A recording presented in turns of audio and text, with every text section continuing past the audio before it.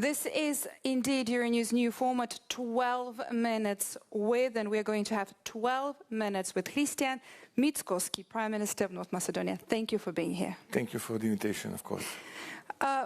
You are a very experienced candidate, if I may say. Now, the country submitted the application in March 2004.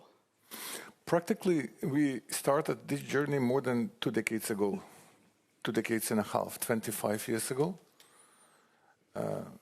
25 years ago, we signed that Stability and Association Agreement with the European Union. We've become a candidate country since 2005, together with Croatia. We received first positive report for starting negotiations in 2009, together with Croatia. And unfortunately, we are in the same place where we were 25 years ago, due to some artificial reasons. Not because of the Copenhagen criteria, not because of the fulfilling some objectives, but because of some artificial disputes, such are our national flag, our national name, our country name, change of constitution this, change of constitution that.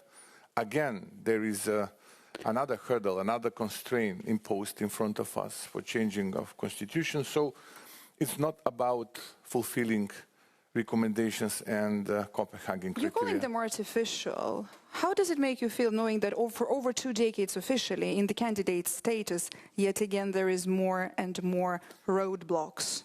We do believe that our future is in European Union. We are a part of the European continent, and we do believe that integration of Western Balkans in EU means added value for EU itself, and this means reunification on a sort of way of European continent.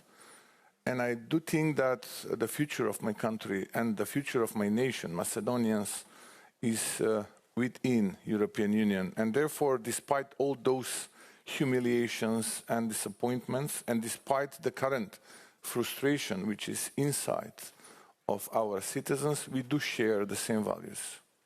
Let's talk a little more in details about some of those. Right after finding an arrangement with Greece, you then faced a veto from Bulgaria. Yeah. And this is the current situation. This issue of unanimity and then the vetoes, obviously, is a very important conversation. And you know exactly how long it can take. We know what unanimity means for us and what type of sacrifice we've did in the past. But nevertheless, this is a past. I would like to talk about the current situation. When there was a Prespa agreement on the table, and when this name issue was on the table, a lot of people from all over the world came into our capital in Skopje, trying to convince us that, look, you are the front runners in the region. You are far, far ahead compared with the other countries from the Western Balkans. Immediately when you will provide solution for this dispute, then probably immediately you've become a member of NATO, and it will take probably 4 or 5 years, and you will become a member of EU. Those 4 or 5 years expired 2 years ago.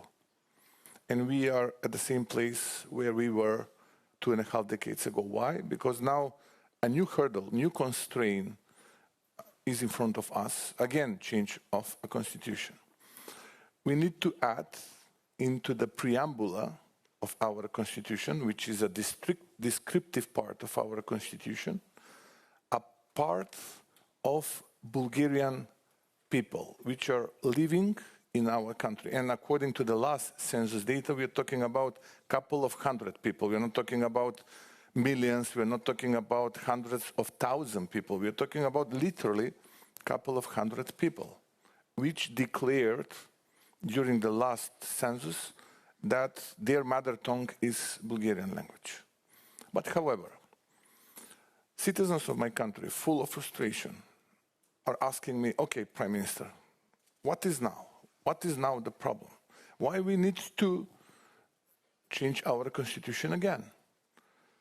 Okay, if we do this, this will be the last one, or probably there will be some additional in the future. Why we need to bring a couple of hundred citizens of our country into our constitution? We're talking about violation of someone's human rights. Who we are politicians to judge whether someone's rights being violated or not? We can only misuse that issue. The real institution which is judging whether someone's rights being violated or not is in Strasbourg. And what European Court for Human Rights says during the last couple of years, 14 times in a favor of Macedonian community in Bulgaria and 0 times in favor of Bulgarian community in my country. So, then there is another question, additional question. Why we should change our constitution then? Why we are not talking about Macedonian community in Bulgaria? What about their human rights? What about their human rights because they are not allowed to register non-governmental organization? We're not talking about change of Bulgarian constitution. We're not talking about a sort of reciprocity.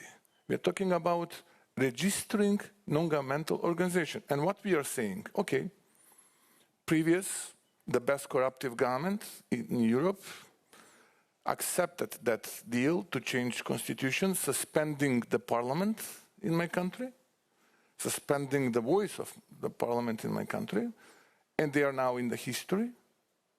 There is a new government, and this new government is saying, okay, those guys, those ladies and gentlemen accept it, but what about international law? What about resolution that is protecting human rights in the countries which are in the perimeter of European Union? How do you communicate that specifically with this community? How do you build this dialogue with them, trying to convince them probably, or explain it to them? You mean about Bulgarian community? They have all the rights. Our constitution is that-like. They have literally all the rights. Practically, they are a part of our institutions. But okay, again, I'm saying, okay, they are in, we are out. This is a bit of bullying, okay? We would like to see ourselves on the table in Brussels. And what is now the price? And whether this is the last price that we should pay. This is the real question. How do you see the other EU membership hopefuls, the candidate countries who are facing quite similar obstacles on their path? What would be some kind of piece of advice that you could share with your experience? Again, given that you had to overcome first one veto, then the second one veto, and then, as you said, who knows which one might come next? I can't remember similar case. Maybe in the past that was a dispute between Slovenia and Croatia. In the meantime... There is a certain veto happening now with the candidate countries, as we've heard with the president of Ukraine. No, I'm talking about the past. About the current situation, I'm not surprised. I'm not surprised that the similar situation will occur in the future. Because if someone is witnessing that this veto tool works, then we should apply the same recipe. Why not? Because if someone dares to bully someone else who wants to join the club, why the others should be silent? This is not normal. If we are accepting that principle once, then this principle will destroy all the values developed by De Gasperi, Schuman, and Adenauer when this organization was developed. So, the European Union itself should ask themselves what we are doing. What we are doing with this unanimity. And is it according to the principles and values based on which we've been developed? And in this current situation, my final question to you would be, how disappointing it is for average Macedonians to, as you say, for over 2 decades to be, these are generations who've been waiting for over 2 decades and yet facing these roadblocks. Very much. Are they losing the motivation to join the European Union? No, definitely. The support is the highest in the region, maybe, or among the highest in the region. I'm working as a professor and teaching mechatronics. For me, it was in my previous life. now I'm the prime minister for almost a year and a half. But I was very sorry when I was witnessing how my students are willing to depart from the country. Why? Because simply they were missing hope. They felt hopeless. And most of them are living now in the European countries, in the EU countries. When I was elected as a prime minister, I said, okay, this is a hurdle. Probably there will be a lot of challenges in front of us until the very end. This is the destiny of the small nations. The big ones are doing what they can, and the small ones are doing what they must. Unfortunately, we are small. But let's do our homework. Let's finish our homework. Let's create a good environment. Let's bring back home youngsters, and let's develop something that will be good for them. And let's deliver homework that will impress EU. And maybe then someone from EU will say, enough is enough. Let's do something for them. Otherwise, this is damaging our values, and practically this does not have a future.